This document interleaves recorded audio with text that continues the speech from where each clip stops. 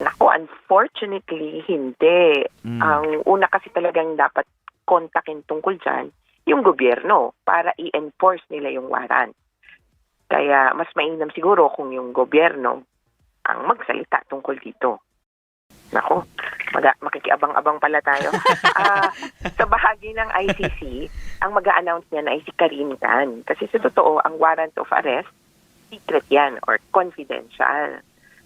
Yung iba pang punto yung you have to unseal the warrants or make it public. And that moment will be announced by Karim Khan. In previous cases, a day after, in-announce niya na nung nag-request pa lang siya ng warrant and kung kailan nag-grant yung warrant. Kaya may parang 2 stages pa yan. Na-request pa lang ba o meron nang lumabas o na-enforce na actually. I don't think that the court will the member state ang China. Yes, correct. And has not indicated any intention to cooperate with it compared sa Philippines na ayaw man nating mag-cooperate pero dahil naging member tayo, o sige, may Interpol, medyo ayaw na mag-cooperate. Kaya ang palagay ko, either aabangan natin una yung ICC na i-announce kung may warrant.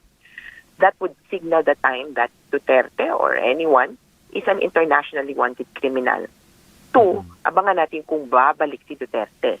So, si Karim Khan or si Duterte kung babalik siya para sa araw ng Dabawenyo, parang meron sa March 16 na activity, at sa pagsisimula ng local elections. Tandaan niyo, tumatakbo yan. March 28 yata ang start ng local elections, at kung wala pa siya dito sa Pilipinas, nako, big sabihin, may isang bagay na pumipigil sa kanyang bumalik dito. Well, ako, best case scenario and worst case scenario. Worst case, lilipad yan papunta ng mainland. Bilang kaibigan naman daw niya ang presidente, ewan ko lang kung hanggang ngayon. Or lilipat siya sa ibang bansa kung saan mas makapagtatago pa siya.